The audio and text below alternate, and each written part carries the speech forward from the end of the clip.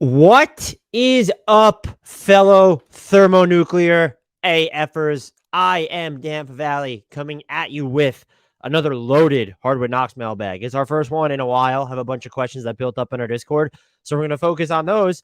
But now for the quick plug, join our Discord. The link is in the YouTube and the podcast descriptions. That's where mailbag priorities are going to be made. I always like to do one per week. I've not been able to do that. Sometimes I like to put out 2 per week, and we will go to Twitter. We'll even go to YouTube, but Discord is still the best way to come in, chat with me, chat with everyone that's in there, and get your questions in. I do prioritize those for mailbags. Also, if this is your first time listening to the podcast, please hit that subscribe button wherever you're getting your podcasts, and on YouTube as well. Both mediums helps us out a ton. Really trying to build up the YouTube channel. We're closing in. We're only a couple hundred away, less than 200 actually, from 2K subscribers. I'd love to hit that mark and many more. So please subscribe to us on YouTube. And also, the best way to really help out the podcast, there was an article that was published to get us up the ratings charts when you're looking at Apple specifically, is to actually follow the podcast. So if you're listening to us on YouTube, head over to Apple Podcasts or Spotify and follow the show anyway. Ratings and reviews are mega appreciated too. Follow us on all the socials. Those are also in the podcast and YouTube descriptions. Quick schedule programming note for anyone who cares about this before we really dive in. It'll only take about 30 seconds. I'll be doing this mailbag. We'll be closing out this week with 2 NBA team look-aheads. We're going to roll out that train. That's a fantastic series where I bring on guests who cover, follow, root for every single team, and we go 45 minutes to an hour plus normally on their prospects for the upcoming season and really dig deep. I'm very proud of how that series turns out every year. We're going to be rolling it out again fast and furiously. It's already up and running. We have Sixers up as of this recording, and I will have, I guess I could spoil it, Thunder and Rockets are going to round out this week. I am, however, traveling, during which time I have a project that's coming out where I get into, something I've done for Bleacher Report, and I've been approved by Bleacher Report to release an audio and video version of it where I talk about it and read back the biggest what-if moments for every franchise. I polled experts, again, people who cover, follow every single team about their biggest what-if for the franchise. They gave me responses. So that is going to be released while I'm traveling. Then when I come back, I will get back on the team look-ahead grind, and those will be just spit out. So if you don't see them up for 2 weeks, this is my usual September attempt to abscond and hope that there's nothing that breaks that mandates I immediately work, but it could. I'll be bringing my podcast equipment, my laptops, my cameras, my lighting, and we'll hope that the house that I'm staying in will have that the internet connection holds up. That took longer than 30 seconds, but I just wanted to give people a heads up that I'm starting the team look-aheads now to sort of get out in front of it, but I thought it was best to not try and get too many in the bank and then hope to release them while I'm away, since the Sixers one was already a little bit dated by the signing of Montrezl Harrell. And so we'll do sort of the evergreen what if content, and that'll be fun to see. You guys should respond when we get to your team, what your biggest what if is for them. But we can now dive into this mailbag. Had a ton of great questions, and we will begin with the one from, where does it actually? I have so many that are in here, but I think let's start with Fool asks, with Chet out for the season, if the Thunder somehow tank well enough to get their pick, again, who would win the Rookie of the Year race between Chet and Wemby? I don't know. I mean, I'd probably pick Victor Wembanyama. He's just like this 7-footer with an 8 to 9 foot wingspan that plays like a guard or a wing.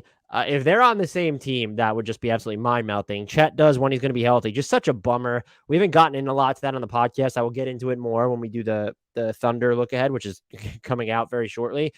It just sucks. I was really looking forward to seeing him play with Shai Gilgeous-Alexander, the way his spacing was going to open up things for Shai and Josh Giddey. But he should be, if he's, I'm not too concerned long-term about this foot injury. It wasn't him just being pummeled by someone because he's too skinny. It was non-contact, which is always sort of a red flag.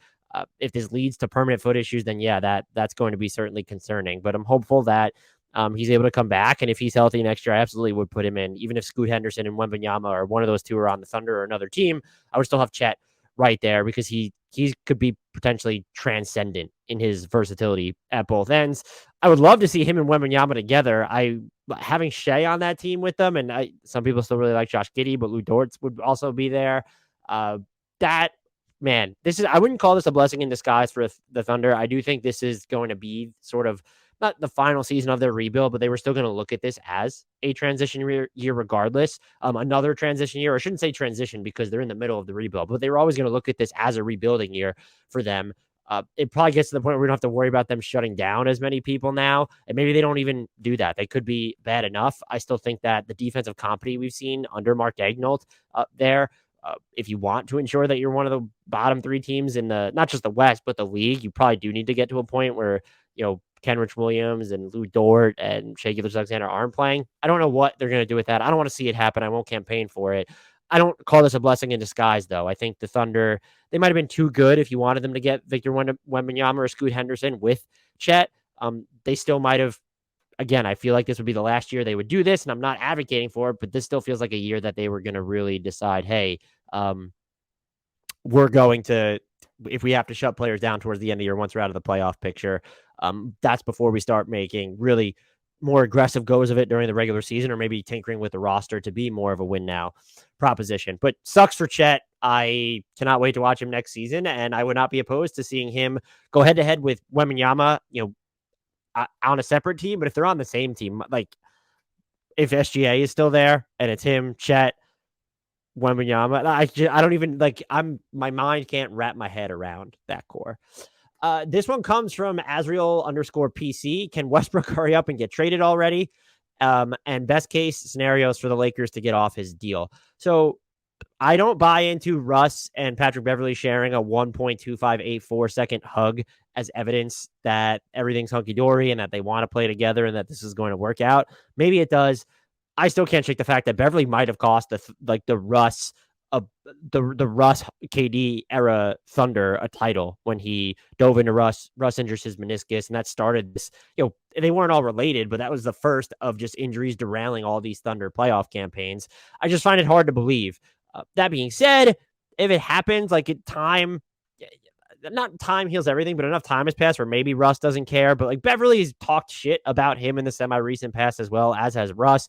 So I would just be shocked if this ends well for the Lakers. I do think they need to move Russ. It's not even just he's a terrible fit, but it's just his salary number. You're better off divesting into deepening your rotation.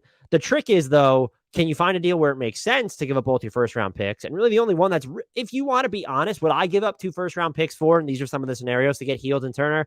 I would. Would I do it for the Jazz package where it's like if you're getting Bojan and Conley, or is it Bojan Bogdanovic and Malik Beasley, or more likely Bojan Bogdanovic and Jordan Clarkson? I'm probably not doing that. Just Miles Turner's young enough to where if you were going to get him, that could be a very long-term marriage for you.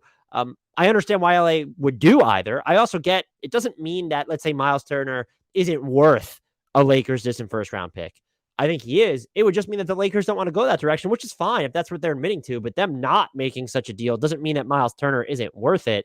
But when we're getting into those scenarios, the only one that's really come up where I think it's been a no-brainer is if they got Kyrie. And with that sort of looming over the specter of everything, they might be asking themselves, well, do we need these picks to maybe facilitate a sign and trade for Kyrie when he reaches free agency? Is it even feasible to do that and work underneath the hard cap and actually field a competitive roster? Are they maybe even waiting for this to collapse in the middle of the season to where they're going to want those picks? The Nets are just so combustible in that regard. So that's why I'm not entirely convinced that they're going to move Russ, because they want to keep other scenarios open. I also think if you can stick it out until the middle of the season, it's going to be cheaper to actually get off his deal.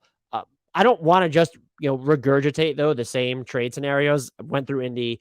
We know the one with Utah. There's also the Kyrie Specter looms, even though it's off the table right now. People have talked about the Knicks one. I've seen Knicks fans or read Knicks fans, Knicks writers, listen to Knicks podcasters who think that New York would be able to get a first-round pick if they take on Russ. While sending out Julius Randle. I don't think that's possible. If the Knicks are including maybe some of the other picks that they have, where it's like, hey, we'll give you this Washington 2023 pick that's probably not going to convey in 2023, but let's just say this Washington pick, you give us your 2027 pick, and we're building, Randle and Fournier, and then we're taking back Russ. Maybe that's possible, because then the Lakers are getting an imminent first-round pick that they could trade. Then I just don't view this possible. If you're the Lakers, though, and you're looking to get out of the Russell Westbrook contract without giving up any draft equity at all, I would view the Knicks as a viable trade partner. Yeah, Fournier is a good basketball fit. Randall's not the cleanest basketball fit, but I think he helps you in second units more than Russ could at this point. And then if you've kept your draft equity, you can worry about if you want cap space or you need to move those guys. I mean, look, Julius Randle's contract, I think it's probably one of the worst in the NBA, but the Westbrook number is just so massive that teams, even for a year, are going to just get twitchy about it and be hesitant to take it on. And so if I'm the Knicks, just by virtue of creating the extra cap space, and if you're going to buy out Russell Westbrook anyway, you give up, let's say, Fournier and Randall for Russell Westbrook.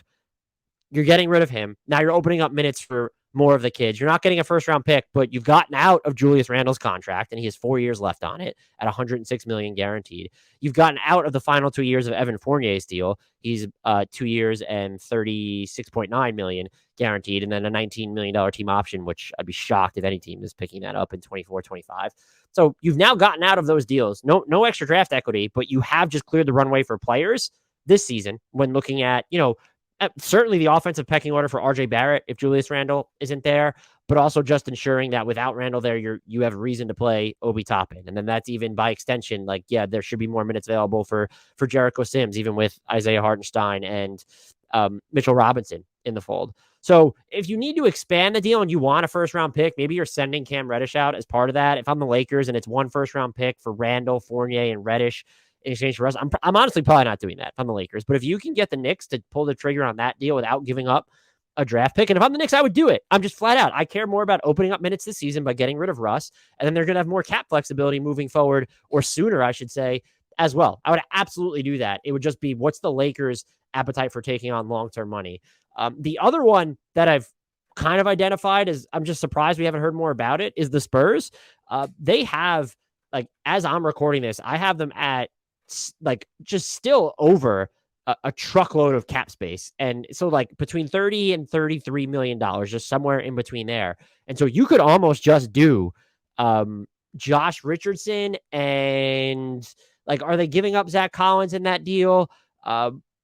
Would they give you Romeo Langford maybe, or are they actually high on him? But you could do Richardson plus another salary for Russ. And it's going to be a smaller salary because Doug McDermott's the highest paid player on the Spurs right now. Look, Josh Richardson and Doug McDermott saves the Lakers $20-something million. Those two combined make about a little under 26 million.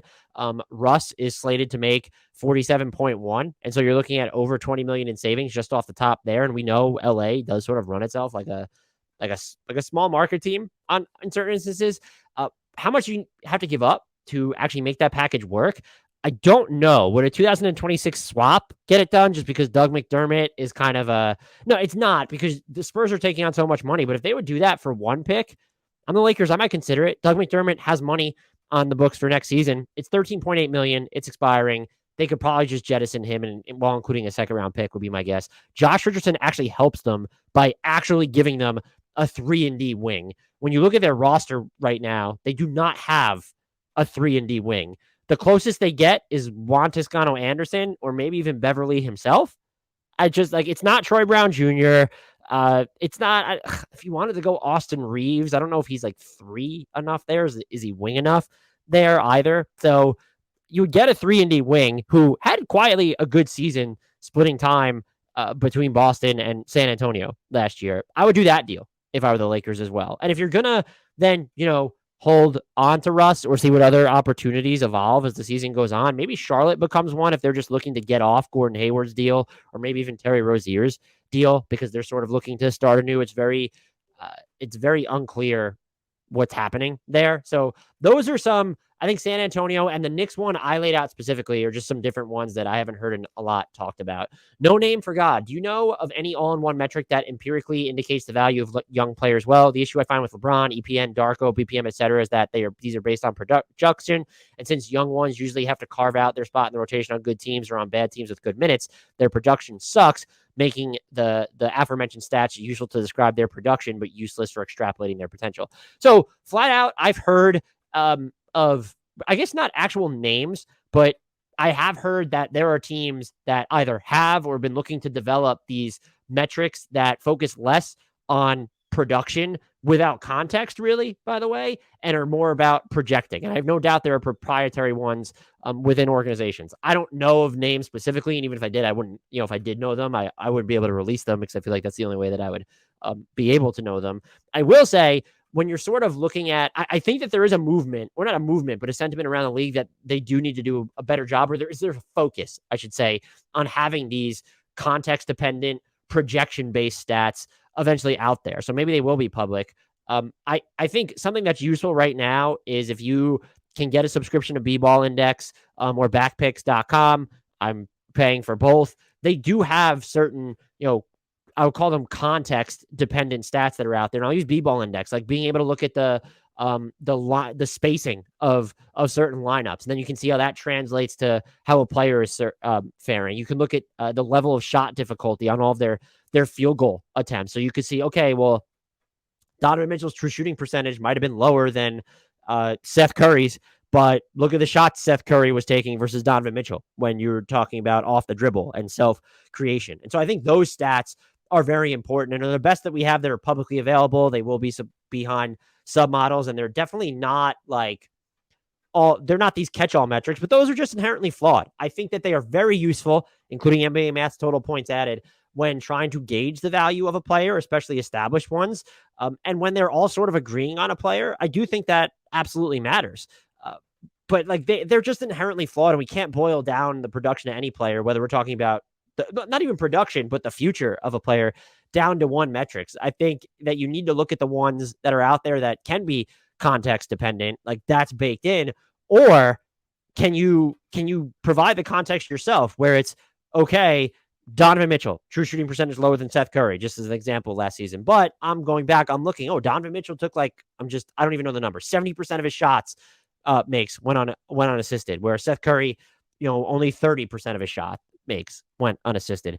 I do think that can help, but that doesn't, sorry, no name for God, that doesn't answer your question on young players specifically, but I do throw a lot of metrics out the window anyway with young players. And so if you can find one that's, he's shooting a very high percentage despite taking a bunch of having one of the highest shot difficulties among rookies or among, players with fewer than 3 or fewer years of experience, I think that stuff can still be telltale. No Name for God also asks, which teams can make an offer to the Nets for Ben Simmons? And who could he benefit the most? I low-key have Boston, Atlanta, and the Nuggets. So Boston, I probably hate with Ben Simmons because they need, if they need anything, it's just a shot creator and maker, and Ben is not that. He's a great passer, but just in terms of being a higher level shot creator, and I don't know that they even have the spacing infrastructure to make that work, especially because who are you moving there for Ben Simmons? Even if it's Derek White and Malcolm Brogdon, you've still hurt your spacing by getting rid of Malcolm Brogdon. And certainly if Jaylen Brown's inclusive in there. I wouldn't mind Atlanta still, but the fit with DeJounte Murray is pretty poor, even if you like it with Trae Young. I wouldn't mind the Nuggets. Would you give up Michael Porter Jr. for Ben Simmons right now? That's really a flex on just how much you trust Jamal Murray and Nikola Jokic to adapt. Playing him with Aaron Gordon, that could get a little clumpy. Bruce Brown Jr. is now on that team, but I there'd be something to the Nuggets.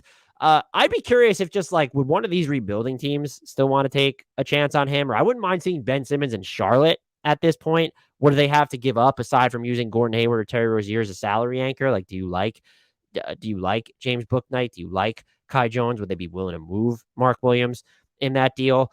You could maybe get, if you're the Nets specifically, Kelly Oubre Jr. and Gordon Hayward. Does that do it for you as a return? And then maybe, are you even getting a pick out of that? Charlotte's pretty encumbered with the picks they can offer, given how protected the 2023 first they owe New York is. That just projects very far out, I think to 2026, if I'm not mistaken. So that's Charlotte's pick. It's not owed to the Knicks anymore. I think it ended up in Denver. So my apologies there. Charlotte, I wouldn't mind to see. Like I said, I think you're onto something with Denver. Nobody else really springs to mind. I wouldn't mind seeing him on one of the rebuilding squads if it was a Houston, maybe. But they just you have Jabari Smith Jr. there. You have Jalen Green and Alperen Şengün. I don't know where Ben Simmons fits into that. I maybe wouldn't mind seeing him in San Antonio, but I'm more interested in seeing if they can get their offensive identity through a Josh Primo and Devin Vassell combination, and what's it like with Malachi Branham and Jeremy Sohan, and do we give Keldon Johnson more creation? I still would not mind Portland if you're just looking for, I don't know what they would be able to send back to you there at this point. I'm not giving up Jeremy Grant for him. He's just an easier fit. But like if the Nets were for some reason when he's trade eligible interested in Nurkic, you have Josh Hart there as well.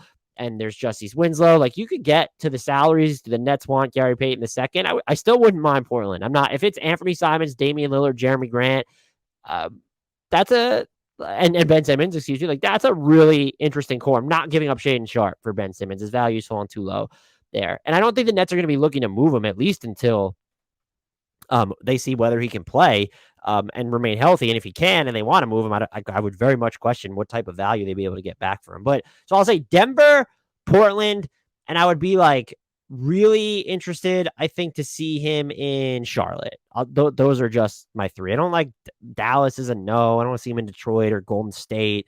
If you really wanted to throw him in Indy, that seems like maybe a gamble they could make. Are the Spurs interested in Miles Turner and the Nets like on a Miles Turner and Buddy Hield? Is like that even enough? You're not going to get Benedict Mathurin for him or Tyrese Halliburton. So yeah, my three would be Charlotte, Portland, and I think Denver's just interesting. I wouldn't necessarily advocate for them trading MPJ for Ben Simmons if that was just the framework of a deal, but that would be sort of a fun challenge trade. Both of them have back issues, so perhaps very apropos. I think you could also just like, what if Ben Simmons was floating around in Utah at this point? He doesn't really have to give their rebuild a direction.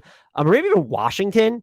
Him and Bradley Beal as your backcourt. That could be kind of fun. So I just added some other teams. I actually really like the Utah and Washington idea. I don't think Ben Simmons ruins your tank single-handedly. So Utah could very much slow play his back and have him play like once a week or something like that this season. Again, it just comes down to the Jazz aren't going to give up future assets to get him. You'd be more likely to get that from a Washington or a Charlotte.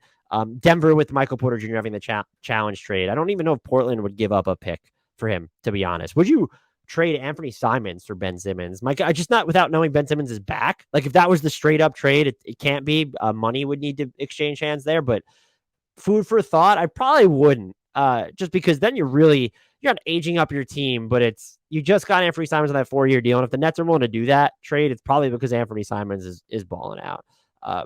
We'll have to see. The Nets are just so combustible. I don't know what's going to happen with them this year. Real Syrup 2219. I was having a discussion with a friend about how the NBA can better promote its international stars and would love to get your thoughts. The basic line of thinking being the NBA seems to want to move from the LeBron, Steph, Durant era straight to guys like Tatum, Ja, Booker, Ant-Man, Zion, etc., and is praying those guys pop instead of embracing the international stars who've already proven to be generational talents like Giannis, Jokic, and Embiid, who've dominated MVP voting the last few seasons and in Giannis's case, already won a championship. Luka is the exception, of course. The NBA loves him. Seems like the NBA almost begrudgingly promotes these guys because of the success they've had, not because they truly want them to be the face of the league. I could list a dozen examples, but this question is already long, so I'll wrap it up. Do you agree the NBA can do better with its international stars? And if so, any thoughts on how? I don't know what the thoughts would be other than leaning into it. And I think, look, we've just seen, this might be a good example.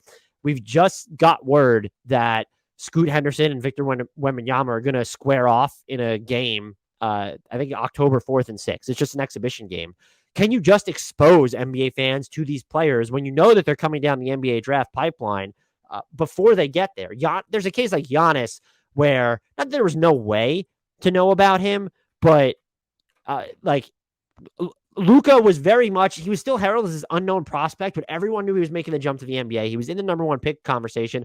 Like, can you somehow expose fans to his games before he's getting there? The other thing that I think they could do, and I know that this has like happened in the past, even if you're not going to play games like in, Nikola Jokic isn't going to play in Serbia. They're not going to have an NBA game in Serbia. I mean, that'd be fucking cool that maybe have more preseason games there. I don't know how COVID and traveling now changes that though, like post pandemic world. We're not even post pandemic, but post quarantine.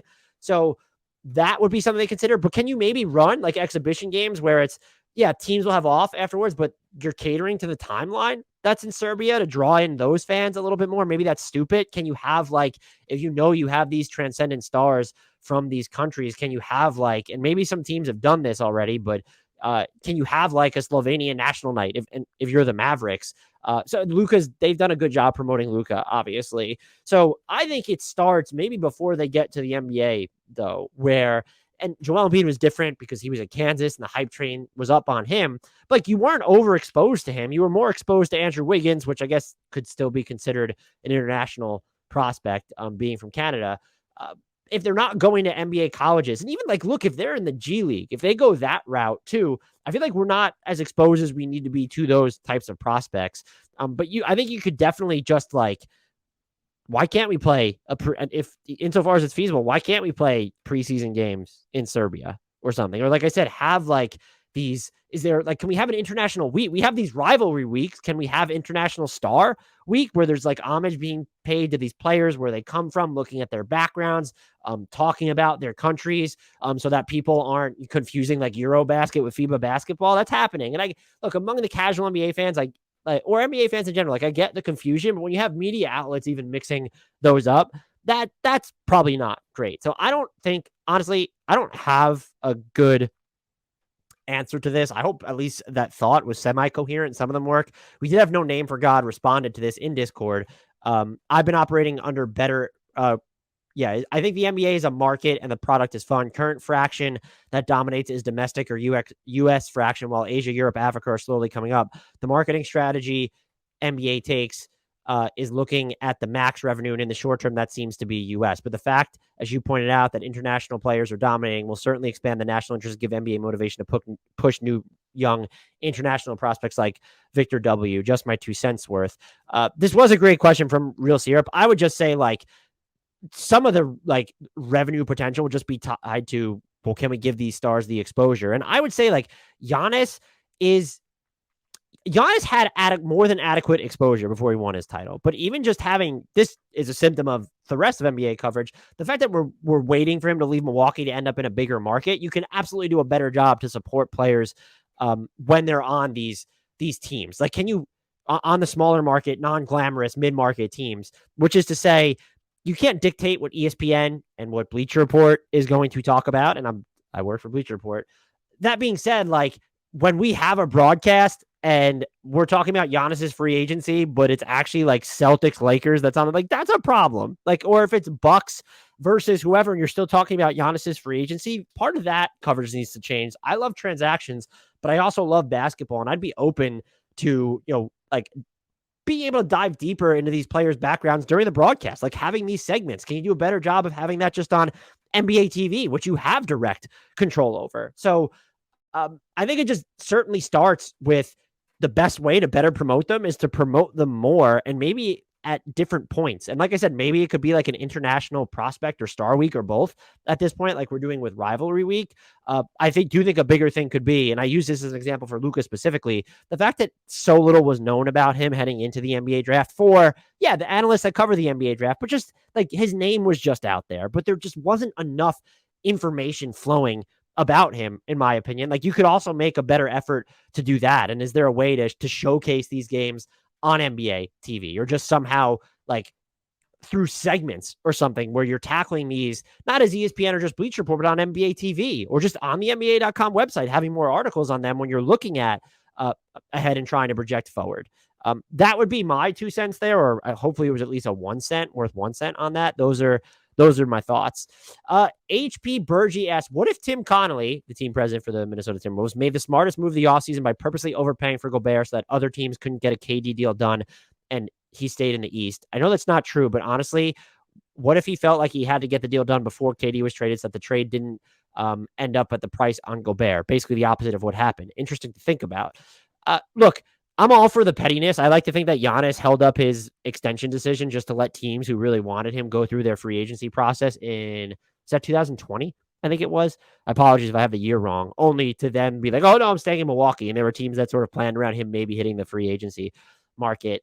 I will say, like, whether it's Danny Ainge or it's Tim Connolly, Jazz, Timberwolves, both of them, like, they done fucked up the superstar trade market value. I know we've seen, look, Anthony Davis went for a ton in the final year of his contract. And I think that should have been more of a flashpoint for all of us, where there actually was a market of one team negotiating on that. Maybe one would have come out of left field like Cleveland did with Donovan Mitchell, but he still went for a king's ransom despite, going into the last year of his deal, because we knew the Lakers were going to re-sign him. But like, they could have also tried to play that to their advantage like they did with Paul George. And that ended up blowing up in their face, worked out quite well for the Clippers.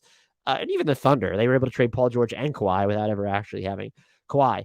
But you're looking at the scale that these deals are now taking place on, where it's two teams in the Timberwolves and the Cavaliers who Gobert, we didn't know that he had a preference on any one team outside of Utah. We knew Mitchell wanted to go to New York. Cleveland's coming anyway and just throwing the equivalent of like throwing control of 6 of their draft picks when you're looking at Akbaji drafting lottery this year, and then 3 unprotected first plus 2 unprotected swaps to go after Mitchell. Yes, the contract terms matter. He has 3 guaranteed years left on his deal before he can hit free agency, and he's also just young enough to where you feel confident making that gamble. But I do think the superstar trade market has changed forever, in part because you have these mid to small market teams who are, I don't want to say barren of playoff success, but there's pressure for them to succeed independent of certain eras. Cleveland without LeBron, Minnesota, since KG not having a ton of success, and even like you can argue had very minimal success with him. And what also, you have the pressure on those 2 teams specifically. Well, we have these talented young cores. We have Karl-Anthony Towns under contract. We have Anthony Edwards, who's a megastar in the making, or about to just be one this season.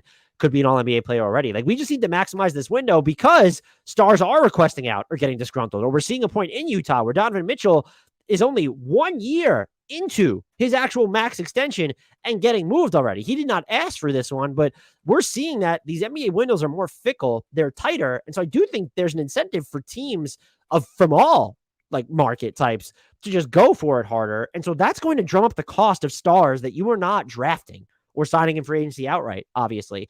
I think what that does, flipping it on its head, and this isn't necessarily related to Kevin Durant, but you're a team like the Knicks who built up all this equity to trade for a star. All of a sudden, you're going to be more hesitant to do that because you can't, like, within a couple years of each other, feasibly trade for 2 stars anymore. It feels like. I'm sure that will change at some point, or there will be exceptions, but how the Knicks match the Cavs offer, that's what's lost in all this, is people who think that 2 unprotected first and RJ were by far and away better than what the Cavs were actually ended up giving Utah.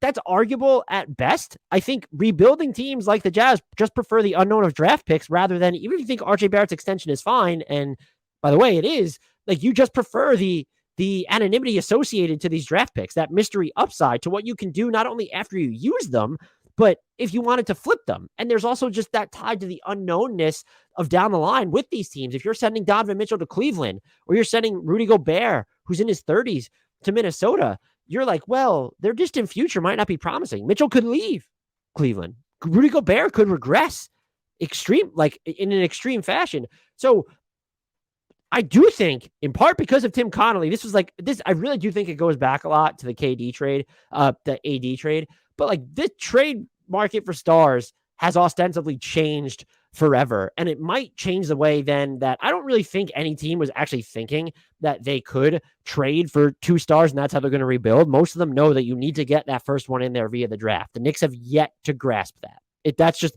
that much is clear. Even though they held onto their youngsters, the result of what happened for them now is fine. It doesn't, the fact that they were in it at all, offered as much as they did, including RJ Barrett, doesn't necessarily imply that they get that. And that does pertain to the KD trade sweepstakes, because that's why, if you're the Nets, you were asking for the moon. But his case was even harder to grapple with because he's older than Gobert. KD's going to his age 34 season. He's not been as healthy as Gobert over the past 3 years.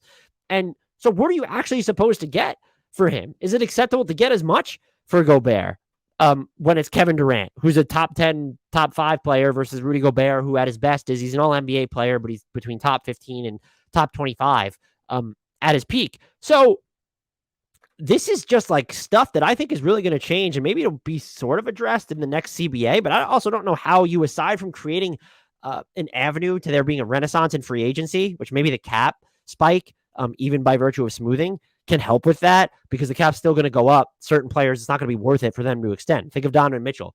He's all likelihood going to get to free agency in 2025, because if he extends off this number, it won't hit his max salary. So, it's fascinating. I think that the star trade market, though, has changed forever. And HP Burgee, that's definitely, at least in part, because of Tim Connolly and, of course, Danny Ainge. I do hope that he did negotiations unfold the way that they did to sabotage the Kevin Durant trade sweepstakes. I'm all for those conspiracy theories. They also ask who would win a 1-on-1, Kevin Durant or Isaiah Thomas with a BB gun. It would still be Kevin Durant. He could just get the shot off over the top of everything, including BB pellets, I would think. Fool asked, what are the chances that Anthony Edwards can make the leap needed to give the Wolves the perimeter threat and scoring punch needed for a championship run? They seem to be aiming for that with the Gobert deal. And if that kind of leap is out of the question this early, are there other areas of improvement on the roster where they can be a legit contender by the end of the season?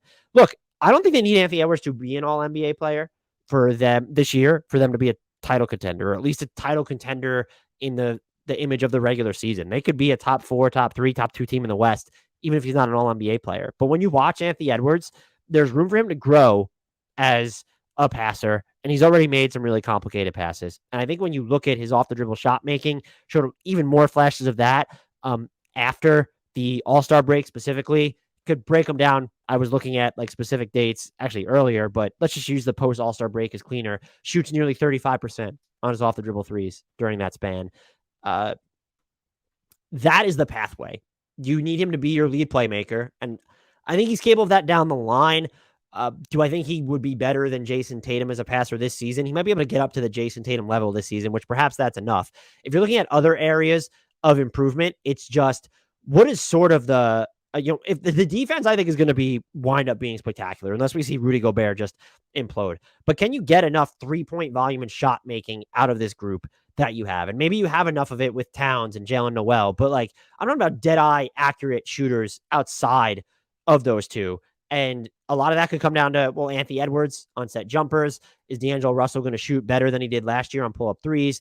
How many minutes and what type of accuracy can you get out of Taurean Prince? Will Kyle Anderson go back to hitting his corner threes at a high clip? I think he dropped a little bit last year. What about McDaniels? Can he up his percentages and the volume with which he's taking those threes? And so that would be just looking at this roster. If you were to say Anthony Edwards is, let's say, lateral compared to last year, maybe he takes more strides on the defensive end, which I would probably bet on given the infrastructure that's around him now. Let's just say he's by and large or close to it the same offensive player.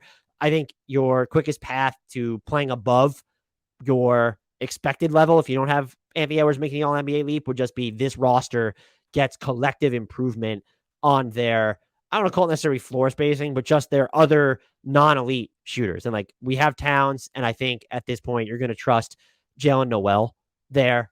Maybe you trust, if you're a dude, do you trust Jordan McLaughlin? How much is he actually going to play? Do you trust, is Austin Rivers, insofar as he's going to be part of the rotation? Do you trust him to really knock down his shots? I'd probably bet Austin Rivers fine. McLaughlin sub 32% last year on threes, and it wasn't on a high enough volume. Did shoot 38.2 as a rookie, 35.9 as sophomore season. So like, it's there, but never on absurdly high volume. That would be just their quickest path to improvement. I think you're probably most likely to get that. I'm talking outside of Anthony Edwards, would be, I look at D'Angelo Russell, 34% on threes, 8 attempts. That's someone who can have a season, whether he's taking most of them off the dribble or off the catch, where he's shooting 8, 9, 10 attempts per game. And he's right there with Karl-Anthony Towns, and maybe not shooting 41%, but shooting 37, 38, 39%. And I do think, again, independent of Anthony Edwards, if he's mostly the same player or only incrementally better rather than monumentally better, I see like that is their path to really being a threat in the West, just because I have such a big belief in their defense and the structure that they have there now with Gobert, with Jaden McDaniels, with Kyle Anderson, with Anthony Edwards as well. Next question comes from JT Alexander. Bleacher Report wrote a team of 5 overrated NBA players of the past 10 years, which has listed some interesting responses on Twitter. I'm almost sorry to ask Dan, but who are your 5 overrated players of the last 10 years? So I'm just going to tease. I did a YouTube exclusive on this that I published on Labor Day. Go check that out. I will say DeMar DeRozan made that list.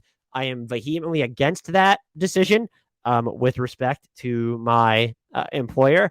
I think there's a difference between overrated and a very good player who needs specific circumstances under which to be optimized. And DeMar DeRozan, to me, I would argue, is probably more so underrated, because did you ever really expect him to get through LeBron James? He was never mentioned in the same tier as LeBron, to where you thought that he was going to be able to lead the Raptors with Kyle Lowry past those Cavs teams. I actually think he's probably like the single most underrated passer of the last half decade. Maybe the single most might be like a little bit too far, but he's certainly up there. I would say I'm going to only give you one, because I included some other ones. I'll give you 2. And in the last 10 years, Rondo specifically, I go back and I look, and the teams for Boston, and a lot of them date back pre 10 years now. So maybe I am going too far back.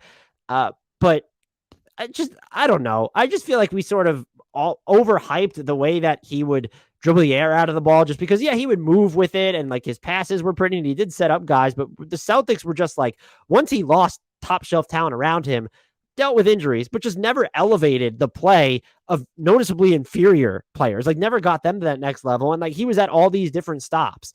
So I would say Rondo is probably one of the most overrated players for me. I also think currently, and maybe I'm reading too much into, I got YouTube comments recently that said Mitchell Robinson, multiple, not just one person.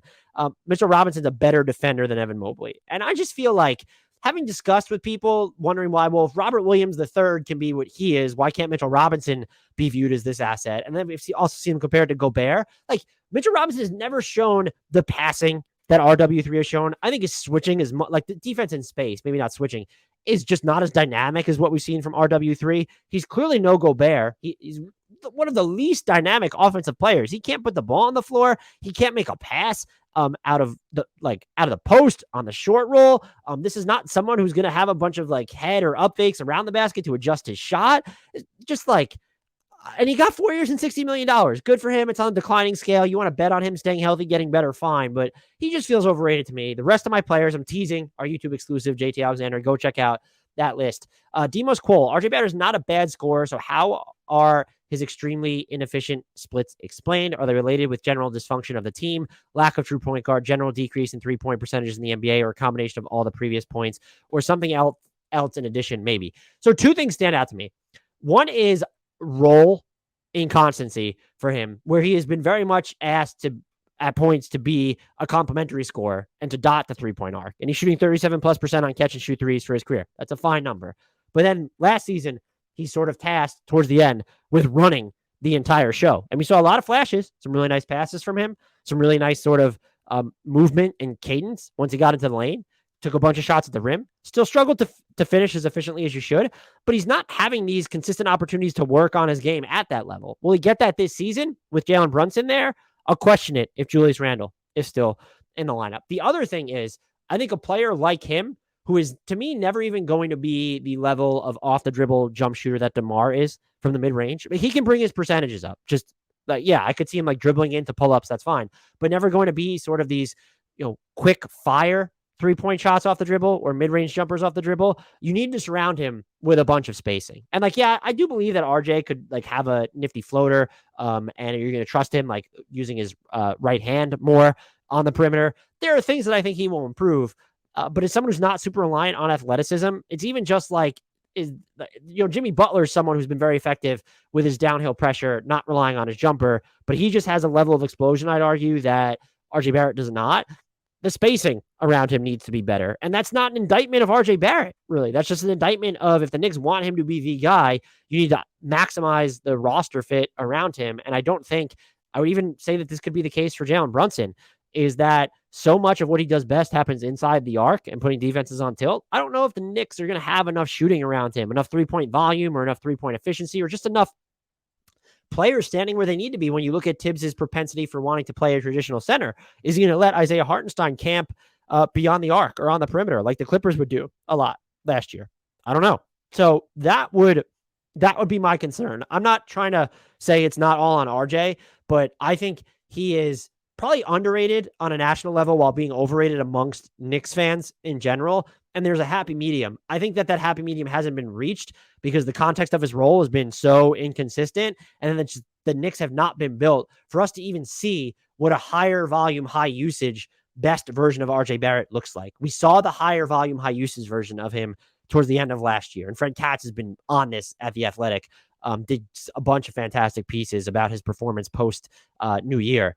But like, the roster still just didn't fit what I think you need if you want RJ Barrett to be your primary ball handler. And so that would be something to watch for moving forward. Adding on with, this is from Unbiased Pistons fan, adding on with No Name for God, there was one vote for I already did so we had questions about the ESPN NBA survey, did a podcast on that already. That was its own podcast. Check it out. It's also on YouTube as well. Betsy Cash Money. What do you think Jae Crowder's trade value is, and what makes sense as a landing spot? Suns fans are convinced Jordan Clarkson is a feasible trade return, but I don't see how that makes any sense for Utah, since Jae is early 30s and more valuable to a contender, not a rebuilding team. Chicago or Brooklyn have some needs in the front court. I assume Phoenix is targeting more playmaking, shot creating in return. Kobe White, ? LOL. Betsy Cash Money, I do not wish Kobe White upon the Phoenix Suns as someone who has been bullish that the Suns are still going to be really good. So what's interesting about Jay, I agree everything with that Betsy Cash Money says. I agree with everything there that the Suns, if they're going to level up, I don't even want to say they need a third best offensive player because that could be Ayton, but they need like a third best ball handler who's not Mikal Bridges, or if you think Ayton's going to get more outside in work this year, or Cameron Payne. Jordan Clarkson would be that. He doesn't, if you're going to go that route where it's really all offense too, I need more rim pressure and free throw frequency than I'm going to get from Jordan Clarkson. I'd also like someone who I'd be more comfortable playing with, both Booker and Chris Paul. And quite frankly, Jordan Clarkson defensively is not going to be that for me. And if you're losing Jae Crowder at the 4, it's Mikal Bridges and Ayton. That puts an awful lot of pressure on the other 4 players on the court. Maybe it works, but you're like small-ish in a bet. Like, yeah, Jordan Clarkson is, what is he? I don't even see 6'5" or something. But like Devin Booker in that 6'5", 6'6" territory. Jordan Clarkson 6'4", and just like Chris Paul, we know he's small. So I don't necessarily love that. And I would argue that I think Jae Crowder is worth a first-round pick to a contender. Like, I think Miami would give up a first-round pick for Jae Crowder right now. And maybe that's in part because they would need to get off Duncan Robinson as part of that deal. If I were the Jazz, just because I have so many guards and not enough like wings or forwards at this point, I would do the money does work straight up, I believe, because Jae Crowder's making in the 10s this season. I'll double check that as I'm speaking right now, but he's at 10.2 million. And so you have Jordan Clarkson at, he's at 13.3 this year with a player option for 14.3. So yes, that would work. I would probably do it if I'm Utah, to be honest. If the Suns are going to include an asset, even a tiny one, all the better for me. So, yeah, hell yeah, I would do that if I'm Utah. I wouldn't do it if I was Phoenix. Betsy Cash Money mentioned other teams like, yeah, Brooklyn could really use Jae Crowder. They did sign Yuta Watanabe, and that's where Markieff Morris went as well, I believe. I don't really know what they have to give up. Like, you're not going to get Cam Thomas from them. And like, you're not, and they have TJ Warren there now too. They're not going to get, and they have Royce O'Neal. So I don't know that they would give you, and like, neither of those guys give you what you need. Like, Seth Curry would be interesting in Phoenix, but he's not enough of a ball handler, I think, to give the Suns what they need. Other teams that spring to mind, like Cleveland, I think Jae Crowder would be a good fit there. But again, what is Cleveland sending? Like, do you want Karis LeVert on the Suns? There might be something you can work out there if they're willing to take, like, do you still like Torrey Craig, for instance, in Phoenix? I don't know how to view Landry Shamit's contract. I don't think it's as bad as it's painted out to be. It's 2 years, barely guaranteed over. It's about 22 years, $21 million. And they could use like someone who can get up a high volume of threes. But if it was Landry Shamet and Jae Crowder for Karis LeVert, are you considering that if you're Phoenix? Like, in theory, LeVert gives you a lot of what you need as a ball handler. He's a little bit bigger, so you could play him with Chris Paul and Devin Booker. The problem there then becomes Chris Paul and Devin Booker are very much the ones that are talented at playing off the ball, while Karis LeVert is not. And so that's what's so tough about Phoenix's situation is they're almost better built to wait and see if just a bigger name becomes available, because then you have, Jae Crowder won't be super valuable to these younger rebuilding teams, but like, he can easily be routed to third and fourth facilitating parties, who I think would give you, not a great first round pick, but would give you a first round pick if you're a contender. Like, identifying the Heat as one, that would be a good call for them. I'm trying to think of like another team where I could really see it. Like Boston's not gonna do it. Would Atlanta do it? Their picks are all over the place there. Dallas doesn't really have one. Denver doesn't have a lot of pick equity. So the teams that would give up first round picks, a lot of them just don't have first round picks to give. And you're not going to get like, the Lakers. You're not going to take on the Lakers bad money, which would be Russ. Like, is there a third and fourth team deal where that comes up? But I could see for sure a team like, would Toronto even consider it later in the season at the deadline? That's maybe a decision they make around then. Would Memphis consider it? That's a team. Miami as well. Milwaukee doesn't have like first round pick assets, but if you wanted Marjon Beauchamp, like, is that something they could do? Again, then you get into the issue of, well, what is Phoenix getting back in this? And so that is why the Karis LeVert stuff is a little interesting. And if you're getting off, I would say Cleveland would need to take back.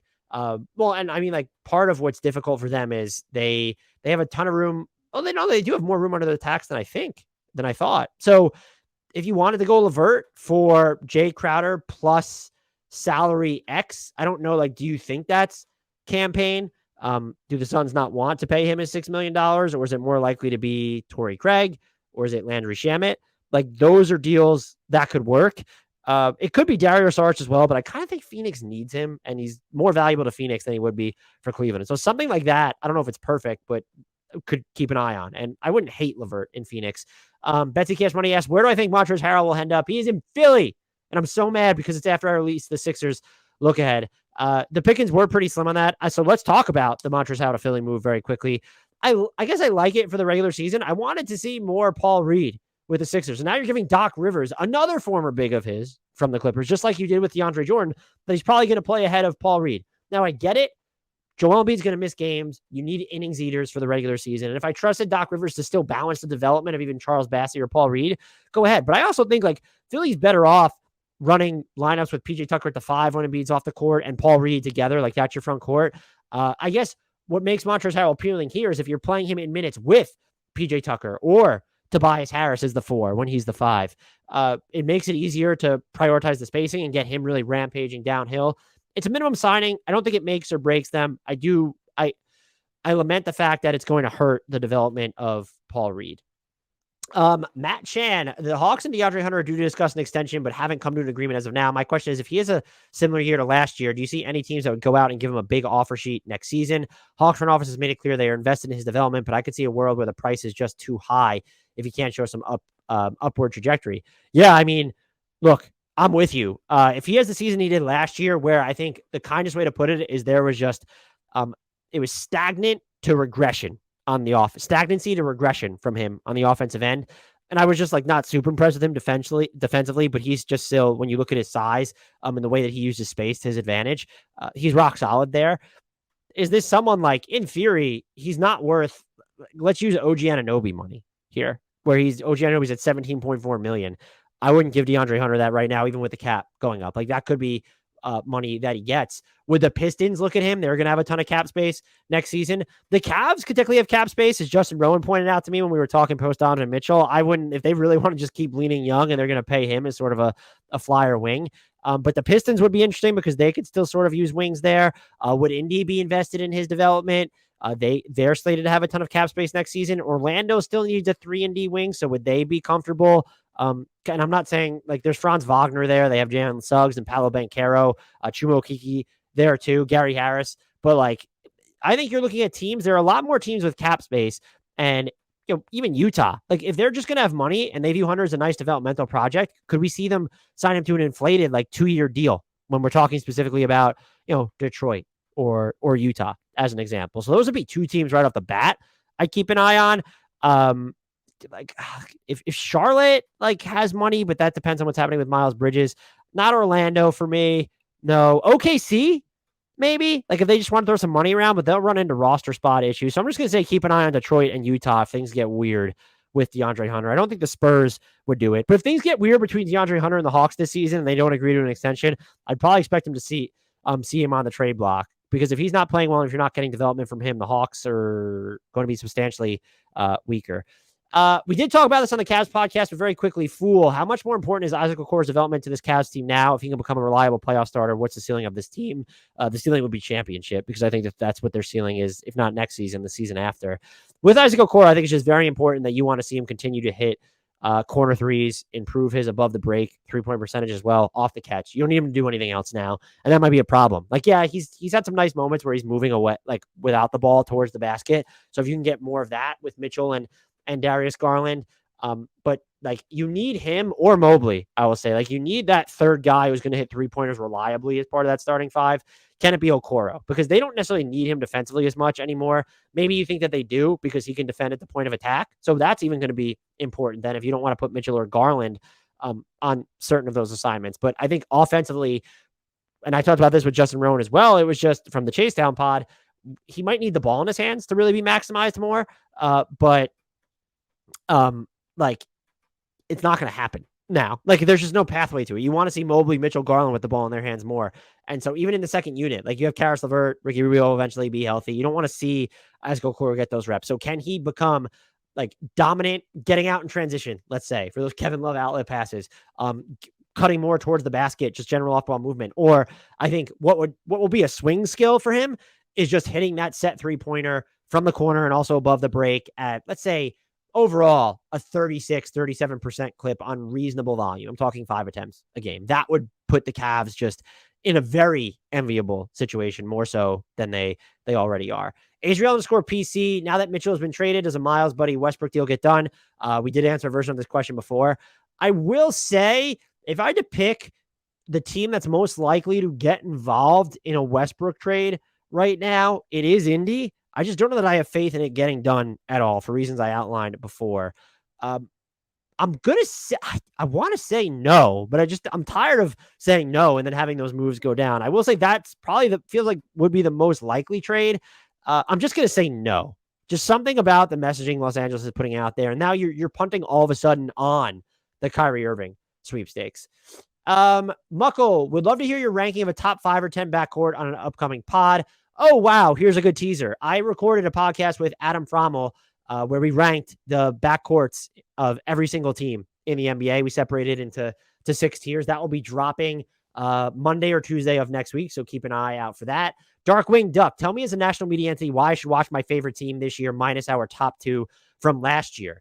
So Darkwing Duck is a Utah Jazz fan. I will say they need to clear up the pipeline, having Jordan Clarkson there. I'm fine with Malik Beasley being there, but Jordan Clarkson and Mike Conley specifically, I'm very excited to see like what Jared Vanderbilt can do with some consistent playing time. There was just a lot of wiggle to his game. I loved him in, oh my God, was it Summer League or like preseason exhibition of 2021? I can't remember if he played in Summer League or not. My brain's all scrambled, but I remember clipping and watching moments of him. There's a lot of just off the dribble flair to his game. Like it's not super explosive, but he can get defense sort of just keep them spinning and turn them around and hit some like off the dribble jumpers, get a little going downhill. And I think teammates would benefit from the way defenses collapse. That's why I would watch the Jazz. Also, I have heard spectacular things. Also, watch Jared Vanderbilt because he is caffeine in bodily form if he's still in Utah.